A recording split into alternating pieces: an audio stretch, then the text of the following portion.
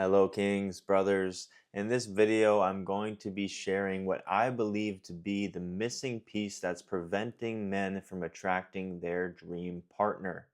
And when I say dream partner, it might be a wife, but it might not be. When I say dream partner, I just mean the person who is going to provide the greatest level of expansion and mirroring and allow you to experience greater degrees of love. And that might be a forever thing, but it also might not. And that doesn't diminish the value or the beauty of the relationship. As I talk about dream partners, perhaps this concept of soulmates is coming up for you, and I want to share my perspective on soulmates. I do not believe that there is one perfect person out there who is our soulmate. I believe that we can and will experience multiple soulmates over the course of our lives. People who see us deeply, who help us see ourselves more closely. And as a collective, we place a lot of pressure on ourselves that for our relationship to be successful, it needs to be a forever thing. And I don't believe that. I believe if within the container of a relationship, we come into greater understanding and love within ourselves, then that relationship served us. And perhaps that was one of the soulmates that we will experience throughout the course of our lives if we are open to that. Maybe you're watching this video thinking, why should I listen to this guy? What makes him the expert? And I'm not an expert. I am a guy who's been intentionally and mindfully exploring romantic relationship for the past 5 years, and I've learned some things. And I just want to share from my experience, and hopefully there are some things that you can take that will serve you on your path to partnership. And if not, that's okay too. But before I share what I have experienced, I think it's important for me to share what I haven't experienced so that you have a complete picture of who's talking to you now. And one thing I haven't experienced is a toxic relationship. Maybe there's been pockets of toxicity, but I've never experienced a chronically dangerous or harmful relationship. I've also never experienced the grind of dating. So I've never been on a date from Hinge or Tinder or any of those apps. I've never felt like I needed to schedule multiple dates throughout the week or sit down with a ton of women to find my person.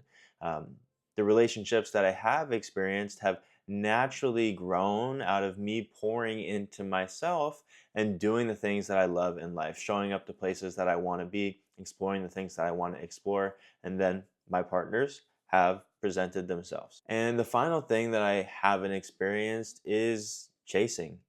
I've never begged a woman to go out with me. I've never tried to get past her no or resolve her objection to getting to know me.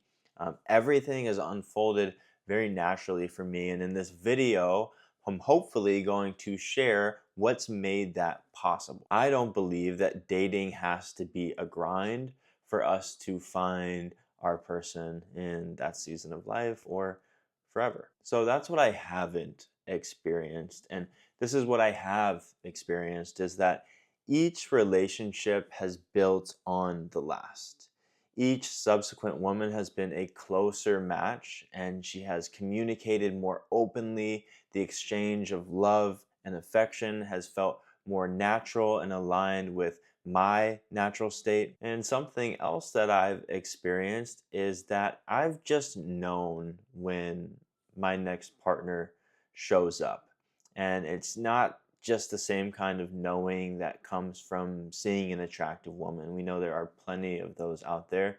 It is this deep gut feeling, this instinct that I now know to be soul recognition. When I say soul recognition, it's a intuitive hit that there is something for me with that woman. There's something to experience, something to be learned, a code to be collected, or perhaps something more beyond my cognitive imagination. And when I felt that, I've expressed it.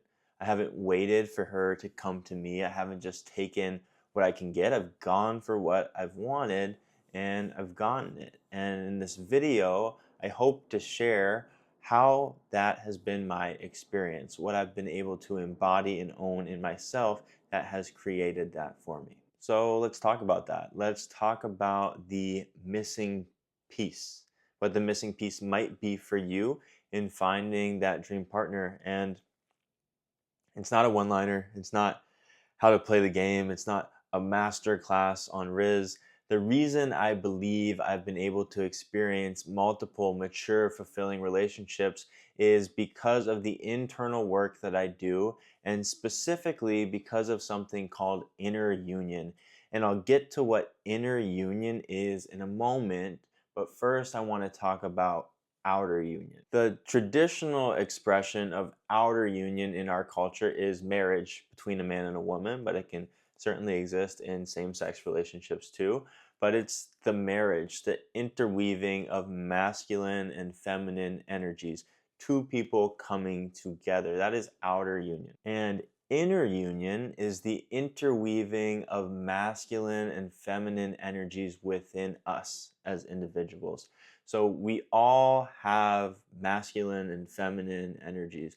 We all have male and female hormones. If you're watching this and you're a man because you have more male hormones than female hormones. And women are women because they have more female hormones than male hormones. And I don't think there's probably anybody watching this video like this, but there are men who would reject that idea, that they would like to be all testosterone and no estrogen, and objectively, scientifically, that is just not healthy. So we must integrate the masculine and feminine energies within us. And so inner union is about recognizing and integrating both of those. And that is what I see as the prerequisite for finding our dream partner or that perfect match, is that we create inner union first. It must be there in order for outer union to occur.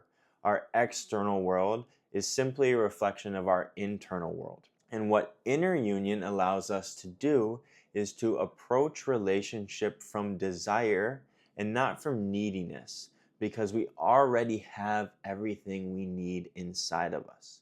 We already are in tune with our own feminine energy, and we don't need a woman to provide that to us so we can find inner balance.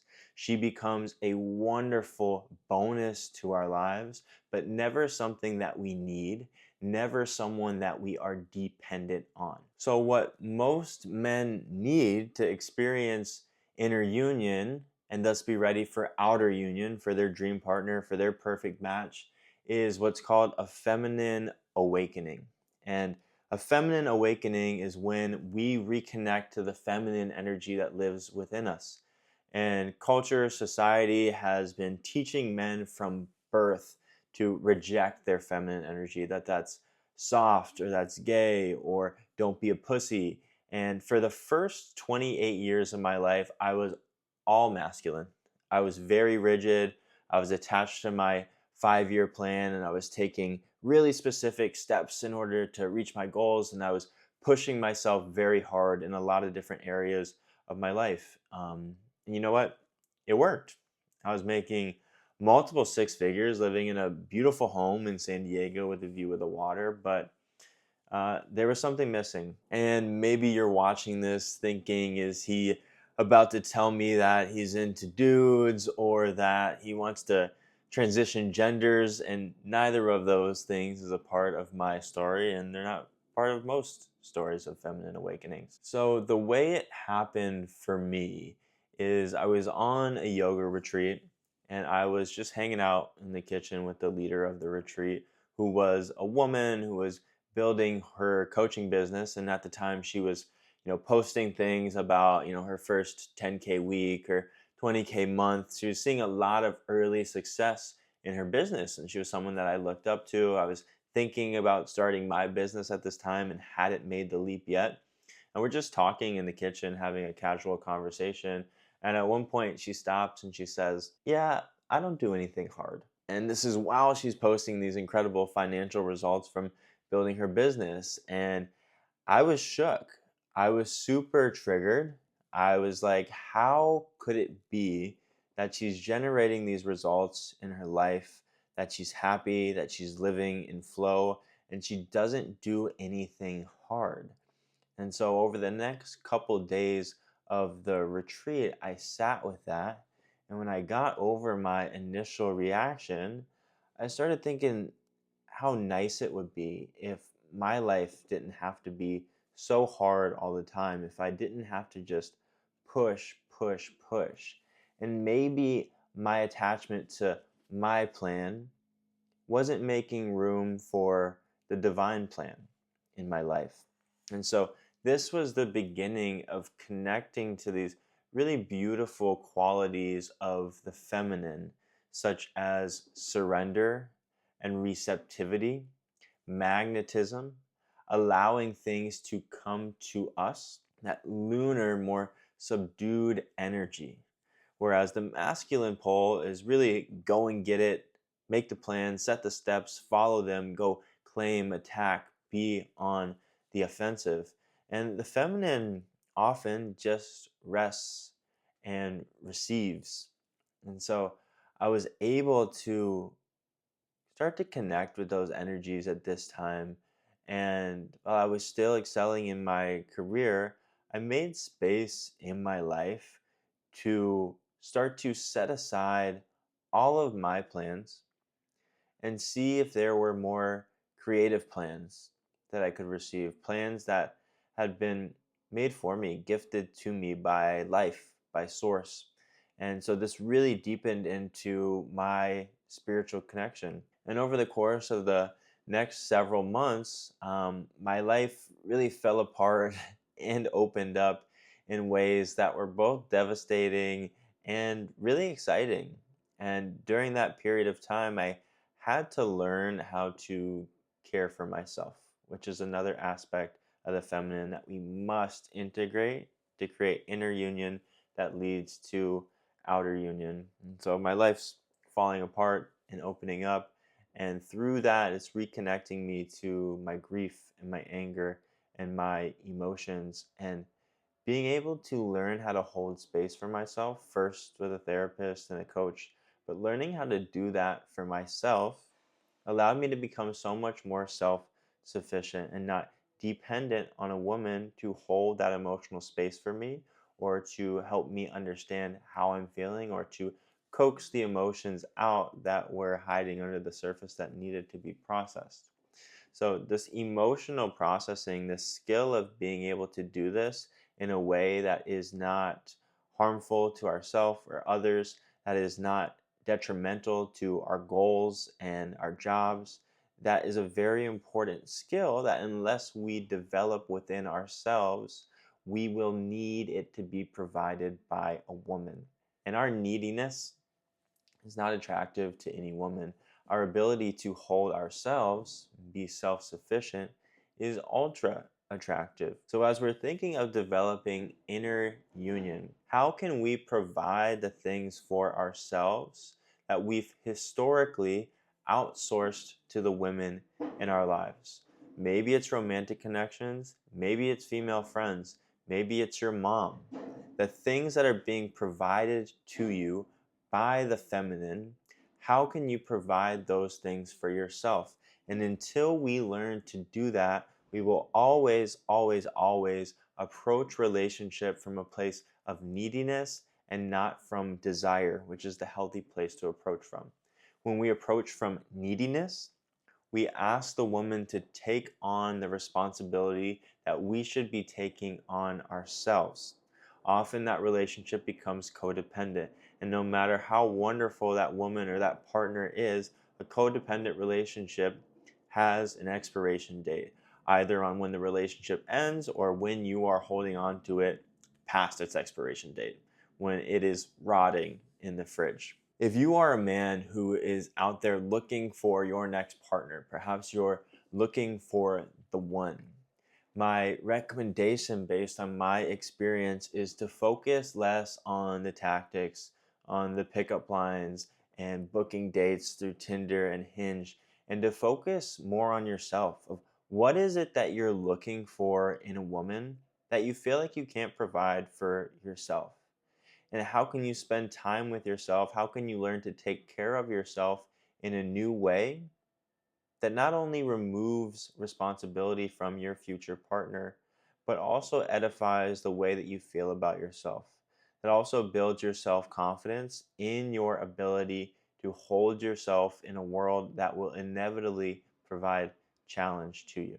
The mark of a man is not infallibility, it's not never being scared. It is resilience. It's this ability to get knocked down and not know which way is up, and to know how to get ourselves together. And yes, it can feel really good to be held by a woman, but not out of need, out of her generosity, if that's something that she wants to provide. Not as a way to escape our discomfort, but as a way to create connection through skillful vulnerability. So, I'd love to know if you have any questions, drop them in the comments. But do focus on creating inner union inside yourselves. And when you have that inner union, our external world is a reflection of our internal world. So, having that inner union, in my experience, is a prerequisite for allowing a natural, beautiful outer union to blossom.